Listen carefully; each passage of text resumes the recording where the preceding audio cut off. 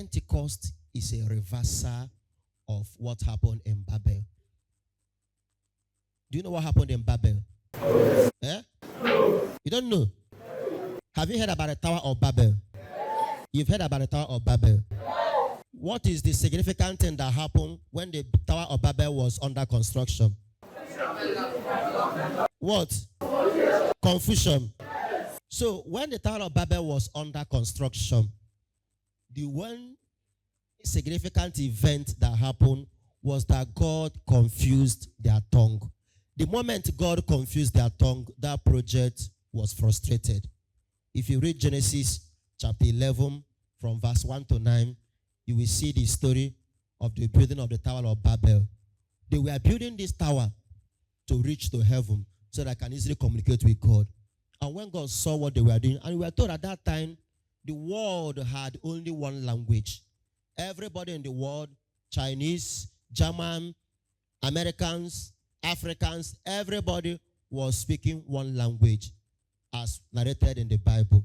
Now, God confused their tongue and they started speaking different language. Now, the tragedy was that they could no longer accomplish that mighty project, which would have remained the most magnificent architectural work in the world.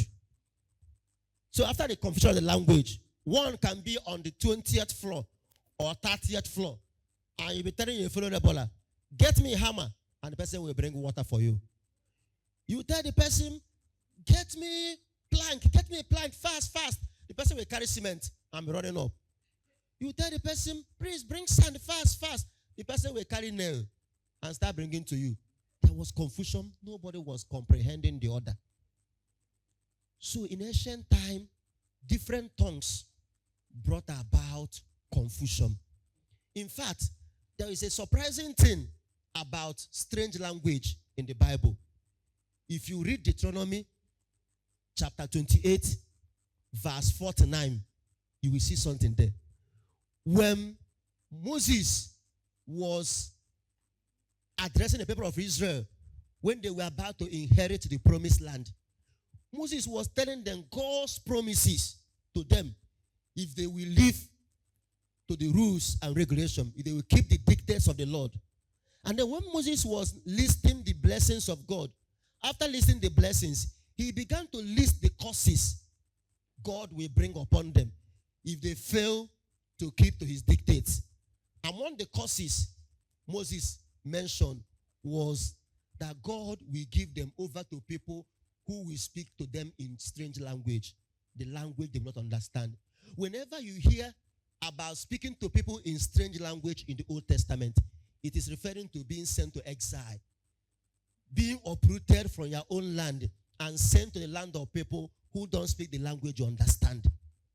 It's always a sign of curse to be surrounded by people who speak different language. If you go to the book of Isaiah chapter 11, you will also encounter this. Isaiah 28 verse 11. You also see where Isaiah was speaking to the people of Ephraim, the northern kingdom, who were no longer listening to God, who have hardened their ear to the words of God. Isaiah warned them, if you are not careful, if you don't want to listen to the words of God, God will speak to you in simple tongue, in words you can't understand. We give you over to captivity, those who will speak to you in strange languages. And to be in a land where people speak in strange language is to be in a hostile environment. People can plan your death without you knowing. People can be in your presence talking about how they will kill you. You will be laughing and telling them, God bless you. They are planning your death in your presence. You are saying, hey, God bless all of you. Thank God I'm here. I'm in your midst. And they will say, we are going to cut off his head, use his heart to cook food, and then use his nose to cook this, and then use his heart to sacrifice to our God. Hope you understand. You say, yes, God bless you. They are planning your death because they are speaking strange language. Even if you go to 1 Corinthians chapter 14, you also see where St. Paul was alluding to this Deuteronomy chapter 28 verse 49. St. Paul quoted this passage and referred to it that whenever strange language is mentioned or tongues he mentioned in the Old Testament, it refers to curse. So the sign of God bless him. But do you know what? Pentecost brought about a reversal of this curse. Pentecost brought about a reversal.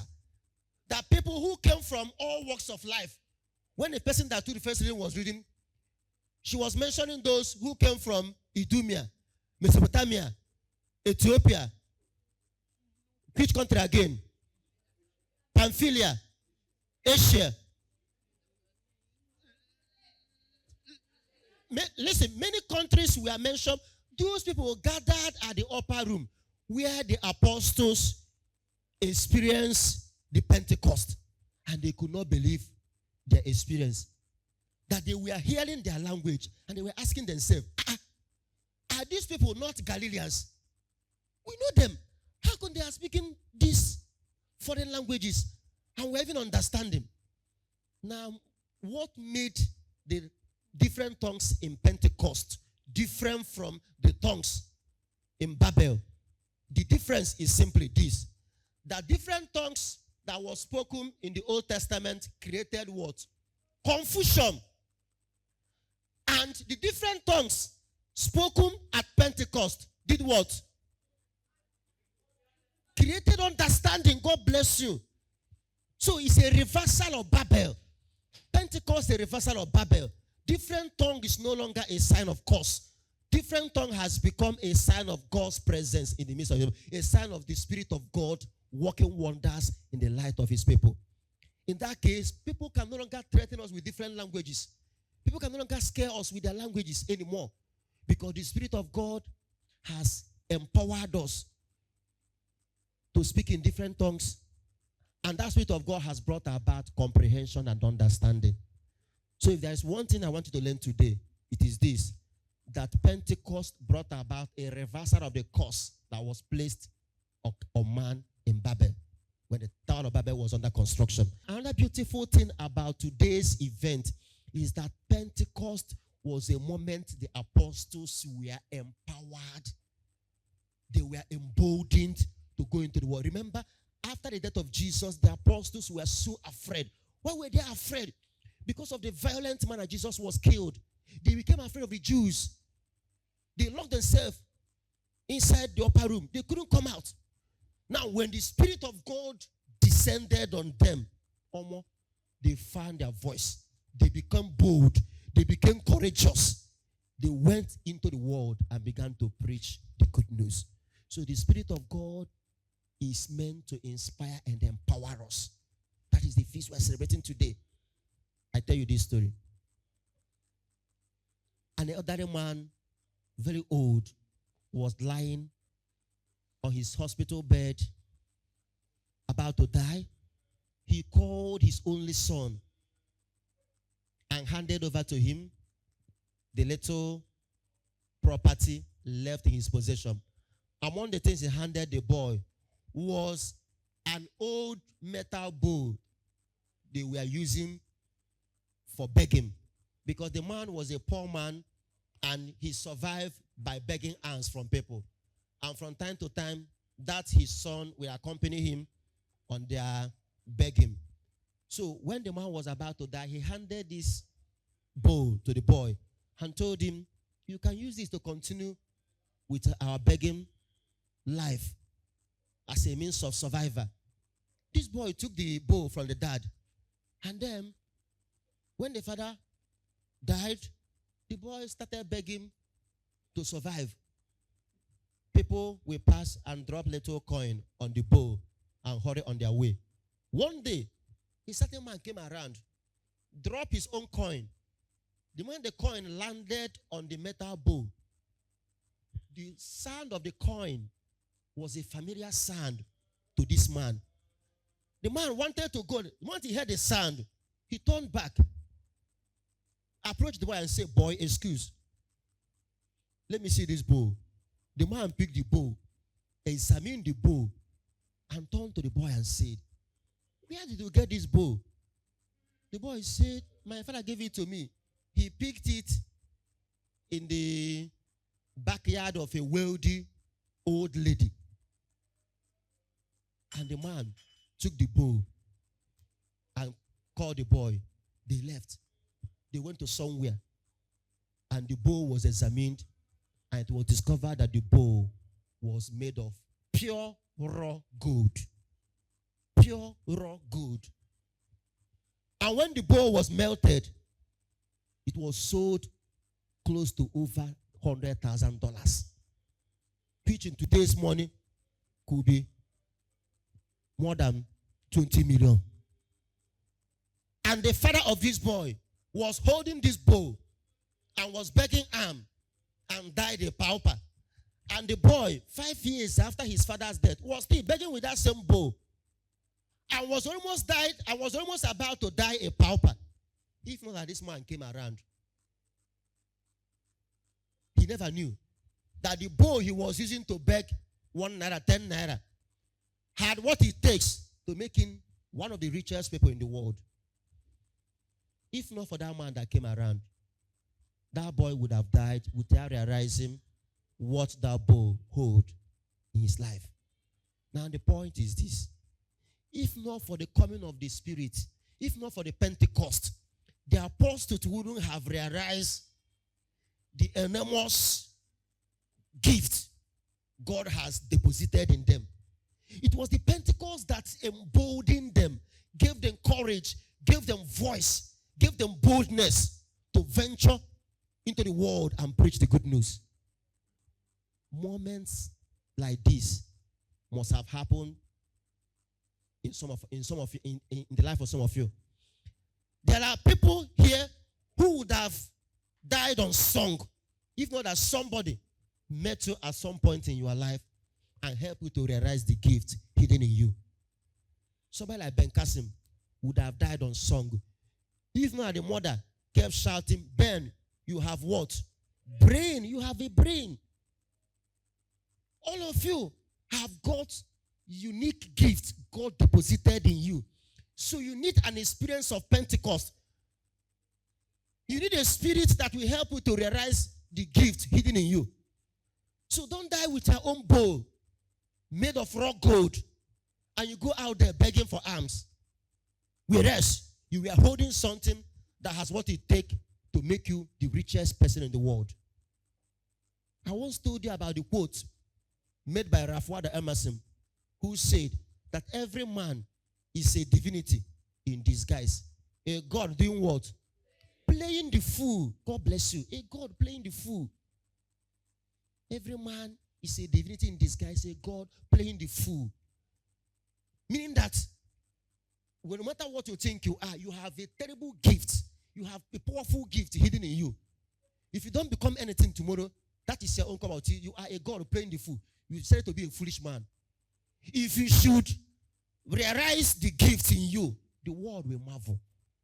If you should look deep within you and make effort to realize your gift, the world will witness another miracle. Miracle of your own existence. The apostles would have died unsung with all the gifts hidden in them.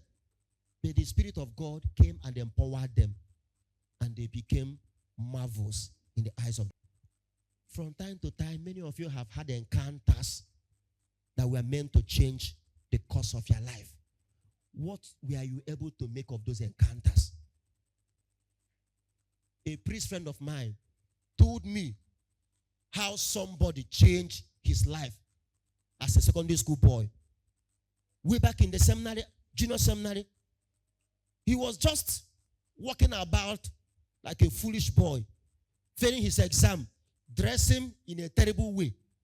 And then until a teacher in the junior seminary called him one day and said, my friend, prepare, you are going to do debate with these people next debate session we're going to have in this school.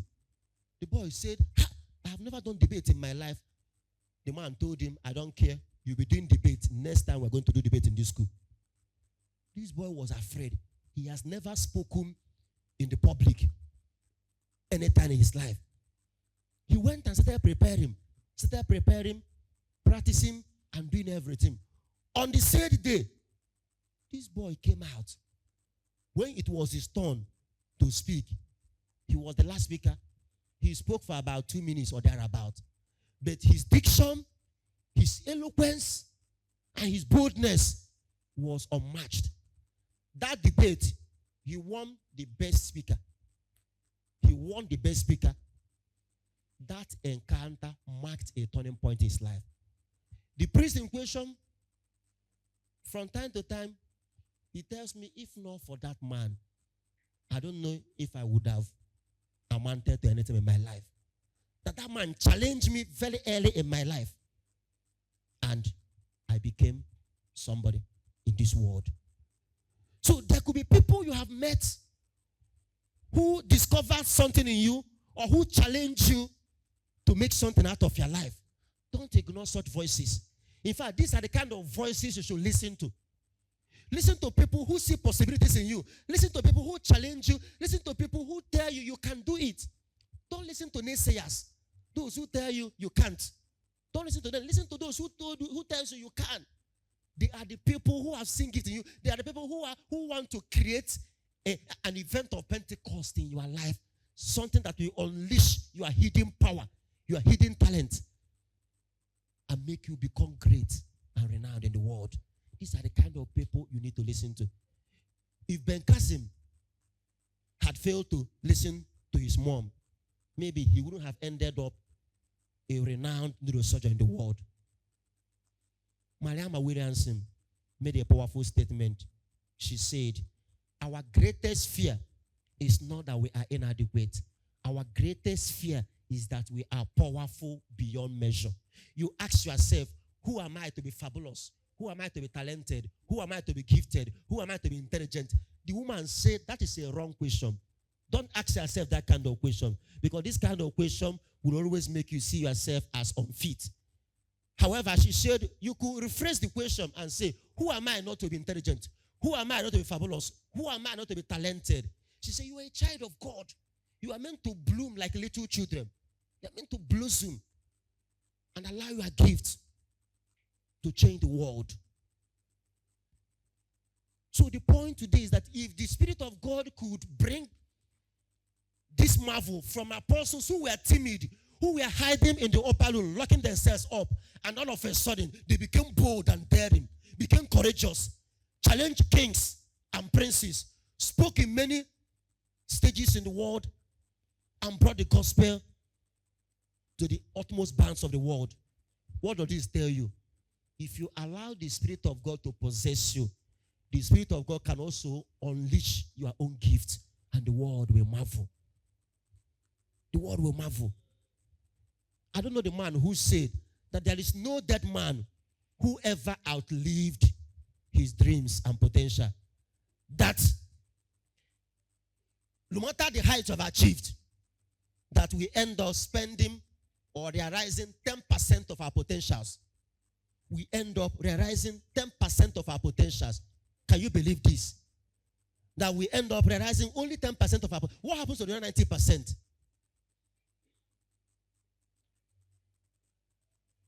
So you now see that there is so much to be realized in your life. There was a day I held an egg and asked people a question. I held just a piece of egg and I asked you, who can tell me the fullest potential of this egg? And people were answering different things. I don't know if there's anybody who wants to attempt. Who can tell me the fullest potential of an egg? Poultry. The fullest potential of an egg is a poultry. One single egg can give rise to poultry. And then the fullest potential of a seed is what? Forest. The fullest potential of a single seed is forest. If you say it is table, no, that's not the fullest potential. That single seed, when planted, can grow up, bear many seeds that can fill a forest with trees. And those other trees will produce other trees. When you begin to see potential from this perspective, then you realize what a great gift you are. If a single egg has the potential of creating a poultry, filling a poultry farm with birds. If a single seed can fill a large expanse of land with trees and making a forest, can evolve into a forest. If a single egg can evolve into poultry and a single seed can evolve into a forest, then what about you? What about you? Your talent can change the world. Your talent can change the world. Don't allow timidity. Don't allow stage flight. Don't allow inferiority complex to make you to aim so low. From time to time, I will meet somebody in the senior class and I will ask the person, hope you're making 9A1 for us in this way. The person will say, Jesus. No. How can you say that kind of thing? Once you say Jesus, that 9A1 is too much, you are already placing a cap on your success. You are placing a ceiling over your head. I can't rise above this. This is where I'm placed. Don't do that. I've always told you, aim high. So when you want to fail, you fail high. But if you aim low, you can fall below your expectation. But when you aim high, you can fall high. If you say, I must get 9A1, if you start failing, you may end up getting 5A1 and 4B. But if you say, if I get 5A1, it's okay for me, you may end up not getting even 1. So when you aim high, you fall high. So today, we pray for the Spirit of God to energize us like the apostles were energized, for us to become bold, for us to become daring, for us to become courageous in order to unleash our God-given talent and potential to become the best version of ourselves. As we do this, may the Spirit of God empower us and energize us through Christ our Lord.